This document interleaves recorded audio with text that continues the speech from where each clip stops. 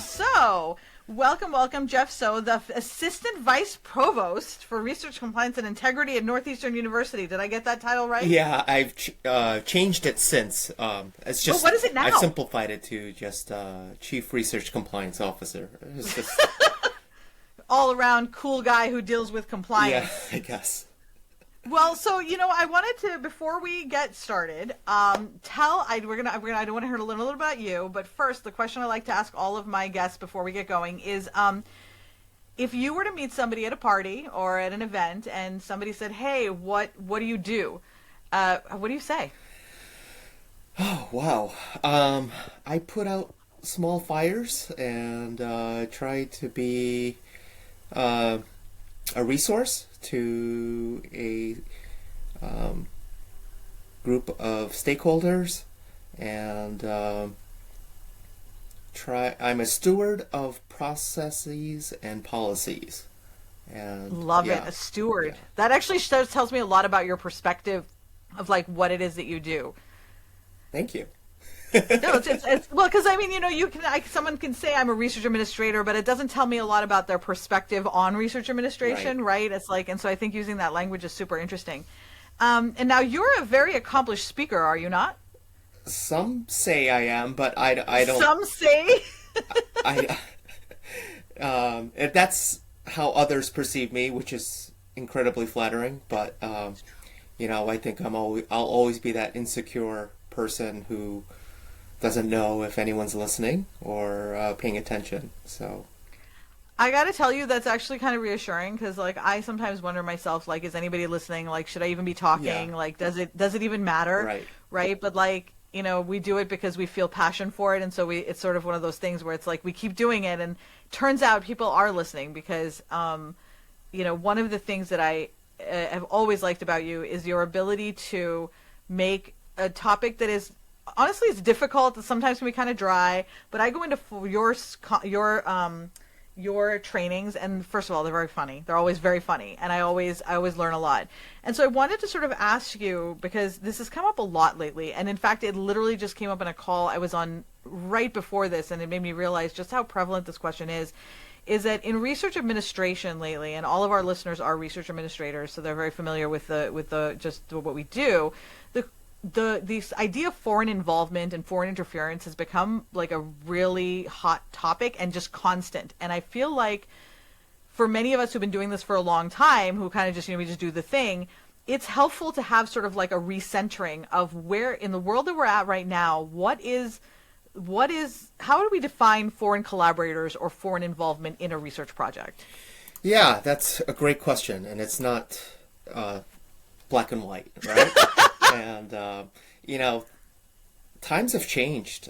It's been, years ago, we used to just focus on or be concerned with espionage and the loss of intellectual property and theft of data, misappropriation of ideas and concepts and other things. But, we have, the focus has transitioned to one of transparency and ensuring that our sponsors are aware of our collaborations, prior and ongoing collaborations at the time of the proposal. And the argument is, potentially the sponsor would have made perhaps a different decision on awarding a grant had they had known about certain relationships that were ongoing at the time of the proposal. So it's no longer about theft of things or, deliberate kind of intent to take something that's not yours. It's now transitioned into your relationships, your ongoing collaborations, and, it's not just about subcontracts to your collaborators. It's not just about vendor agreements with, certain suppliers. It also extends to who you co-author with and who you publish with and conferences you attend and honorary appointments, joint appointments, which were at one point very much, encouraged and supported. Yeah. It's much different now in that we have to pay very close attention, not, to who we're actually working with, graduate students in your lab, where they're from, what projects they're working on, and so, it's really has no boundaries, and it really is a case by case basis where you have to take a close look at all of your research activities, whether it's funded or not, and if and how these relationships should be described and disclosed in your biosketch, in your other support, or your current and pending, and so forth. And so sponsors care about that now, and it's incredibly important that we also provide the resources to help our researchers navigate that road. So that's been our focus the last few years, and I think that's another way to serve as a resource to the community, is helping them navigate these relationships and giving them counsel about and guidance about certain, whether it's prospective students joining your lab, whether it's an invitation with travel reimbursed to certain places in the world to, give a talk or attend a conference. Even at a conference, you have to pay attention to who's sponsoring that conference. And if there are entities in which, our government deems, high risk, that's something you need to consider, not just for your ongoing projects, but for your future proposals as well. And thinking about how would this look to my in my proposal documents when I disclose the fact that I've attended these things or collaborated with these individuals, whether it's sponsored or not. How would that impact my future funding? And that's a question that I don't think a lot of researchers are in the moment at the time and looking at this opportunity to say, wow, this is great. But what I try to do is take a step back and say, okay, long term, how will this impact you? And, I think researchers and faculty appreciate that type of approach. Do you think that, so as you're talking about this, and you mentioned that the PIs don't often think about, because I know myself, I get caught up, I get excited in creativity or new opportunities and ideas, and I get carried away. I'm not thinking about 5 years in the future. Right. I'm just like, oh my God, this is so fun. And even, the passion that I have for research administration, when a PI finds a grant that they want to submit, or they have a new student that they want to bring in. An interesting example of this is actually, so I'm from Pakistan, and Pakistan is on the countries of concern list, which is, so let's say somebody wants to bring in a graduate student from Pakistan. I'm going to be excited because, oh my God, this is so fun, like someone from Pakistan. It's not like now I have to think about the fact that, okay, this is a country of concern. This may need to go through compliance. What are they going to be doing here? Where are they coming from? Not necessarily like where they're coming from the country, but what organization and what is their focus and that kind of thing. So when you think about the fact that like I've been doing this for 25 years, and for me, I get carried away just like the PIs. And going back to what you were saying, whereas before, my thought was mostly on espionage, right? I'm like, all right, what are some of the things that we're looking for? Don't take your hard drive or blah, blah, blah. What are some of the things that a research administrator, and if you want to speak in the context of what the responsibilities are at Northeastern, that's fine too, just sort of to give an idea of how does the research administrator fit into this in terms of like when a PI brings what to them, what are some of like either a graduate student, a subcon, what should they be asking? Yeah, the first thing I do ask for is to see their portfolio, to see which sponsors they're working with. I think it's because I think each sponsor has a different approach to these types of collaborations. And especially if you intend or are working with DoD, Department of Defense type of sponsors, DARPA, Naval Research, NASA, and anything in that defense sector, you have to be a little more aware and little more cautious with these collaborations, because I think, uh, different sponsors look at these collaborations through different lens, and that's critical, I think, as far as what impact these types of engagements may have. And I look at these sponsors and their portfolio and say, okay, we would have to update these two agencies. All right, we would have to apply, seek prior approval for this type of engagement. I see you have two proposals in the pipeline. Okay, and for these, you would want to make sure that this relationship is described in this document. Things like that. It's really just taking a step back and looking at the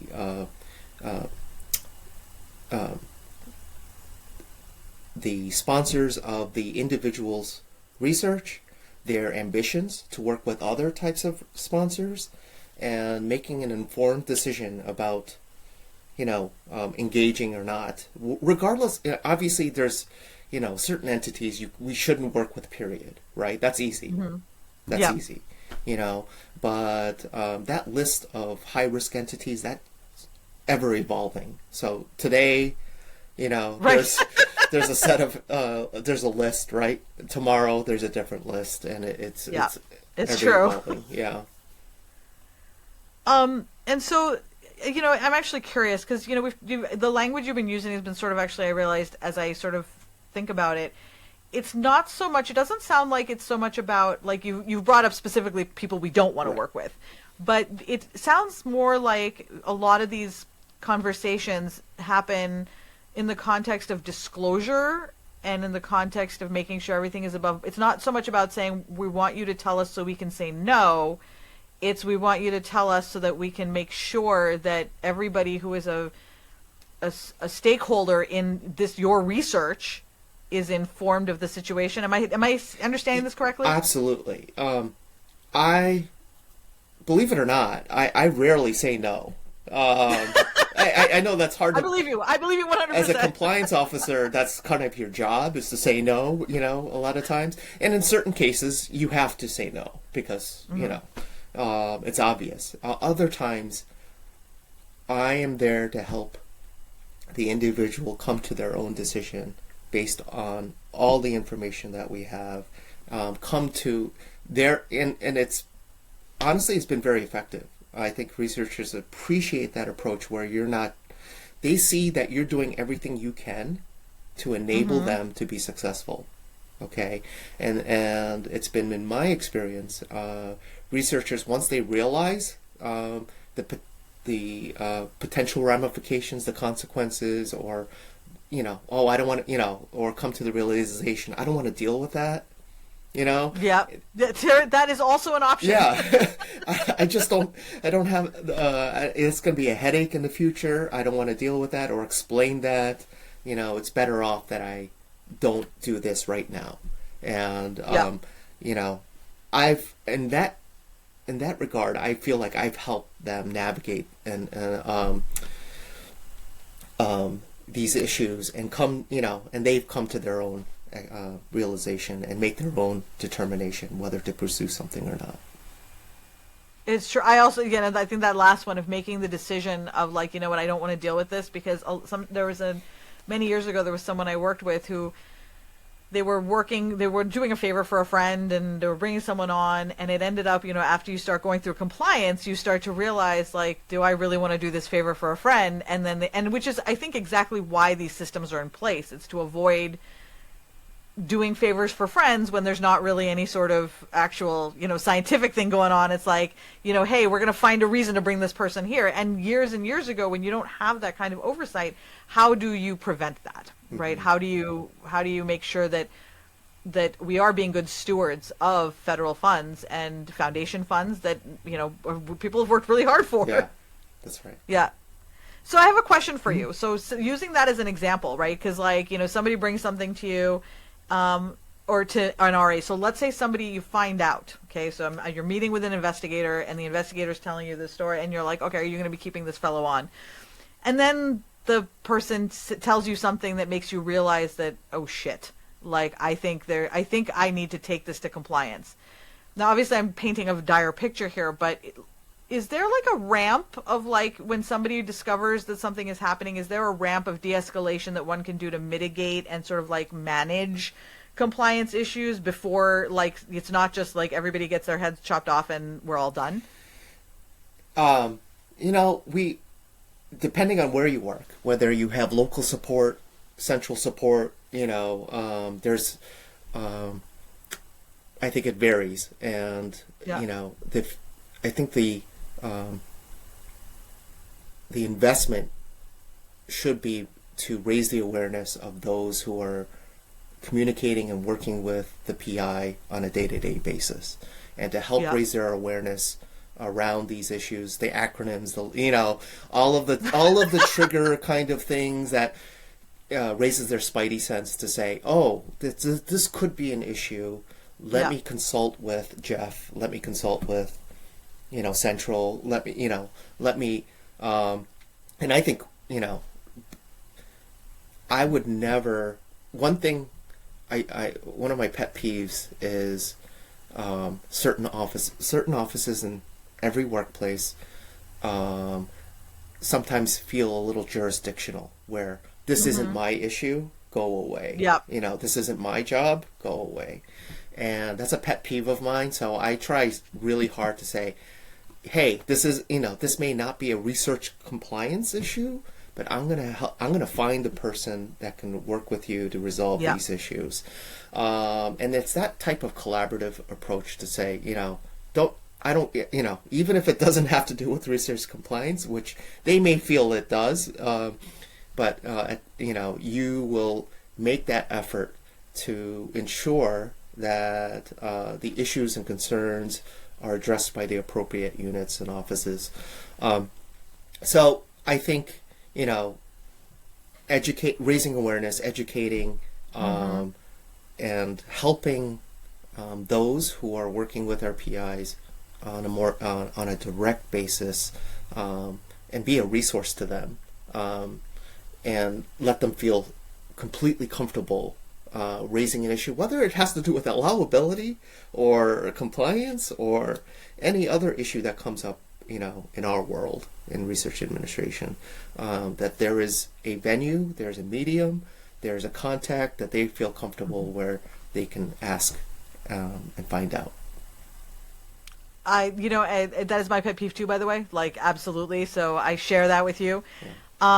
You've brought this up a couple times, so I actually want to touch on this. You mentioned, and I really love this approach, where it's about educating the people who are supporting the investigators, educating the investigators, their staff, so that basically people are aware, because if everyone knows what they're supposed to be doing, nobody really, everything flows nicely. If you don't know, that's where some of that anxiety comes in. So I'm curious to know, what are some of the things that you have found have been successful in your career to help kind of, especially over the last few years, as the foreign involvement topic has sort of escalated a little bit, gotten a much more textured. What are the things you've done that have helped with that? I'm a big fan of case studies. I have I have a very active imagination, and I take little tidbits of real life situations mixed with things I hear in the news, and put people in situations where they can, collectively we navigate these issues together, and say, what would you do in this situation? Okay, this has come up in your lab. Who would you speak to? What are your next steps? Which offices would you consult? Kind of like a choose your own adventure type of, That's so awesome. And I really like that, because it's not just spewing regulation or PowerPoint and just cramming as many, things into a slide as possible. It's really about telling a story, okay, and getting their involvement in that story, where they can actually translate these issues into real life, because these are based on, like I said, a lot of these are based on reality, whether it's at Northeastern or elsewhere. I've actually been in many of your sessions where you've done a case study, and they're always, they're always very entertaining because I've never once, and Syra and I mean, we're always sitting together at these things, and we're like, oh my God, yeah, I totally understand how that could happen. I think as human beings, we learn really well that Yeah. way, is being taken on a journey and a story. We naturally go into that space. Now, I'm curious, is there a question of any kind that I did not ask you that you're like, wow, I wish they'd asked me that question? Oh, I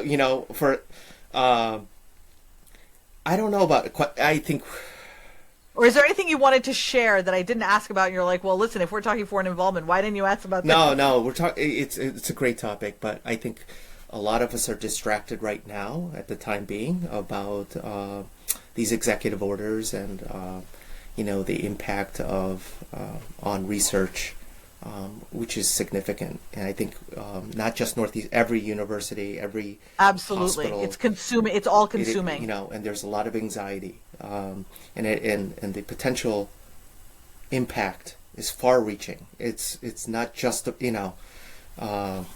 it's not just about the research at your place of work. It also potentially affects your ability to attend trainings, or travel to a conference, and worst case scenario, we're talking about layoffs if the indirect cost rates are issues aren't resolved.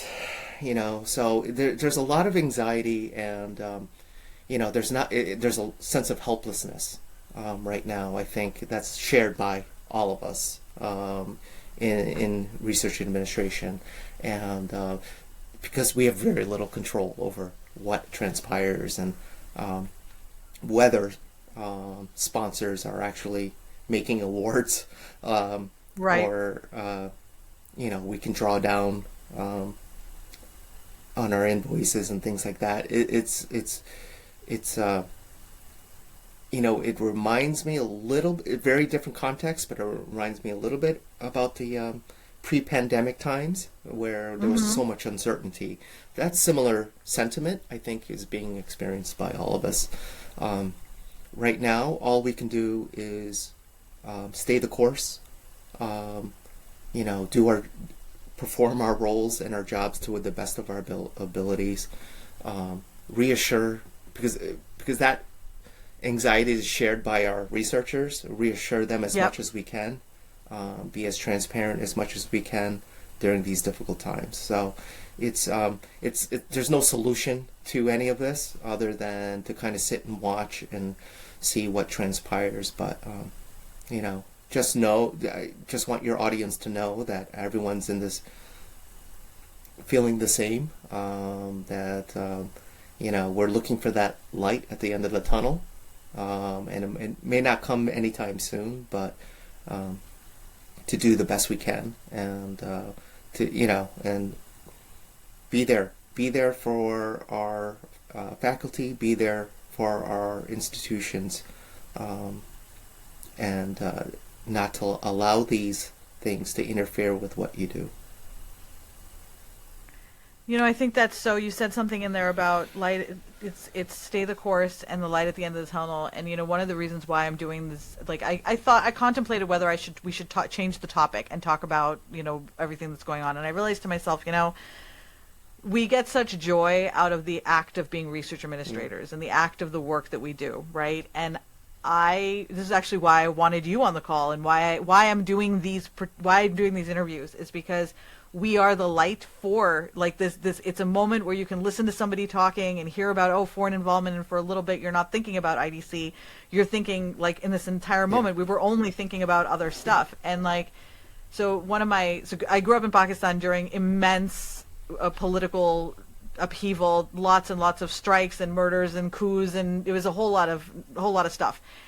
But one of the key elements was, how do you find ways to create joy and light in the spaces that you're in when they seem dark and helpless? And so, we may not have control over whether we can do drawdowns or not, but as you said, we can have control over how we show up for our faculty and bring them joy in the day-to-day and so on. And so I feel like, though we may be helpless in one space, for sure, there are other areas where we're so powerful, right? And and so I'm really glad that you highlighted that, there's nothing we can do about that now. Like, we can't do anything about it right now. So that was super great. Oh my God, Jeff, that was amazing. Oh, stop. It's been a lot of fun, Minessa. Thank you so much.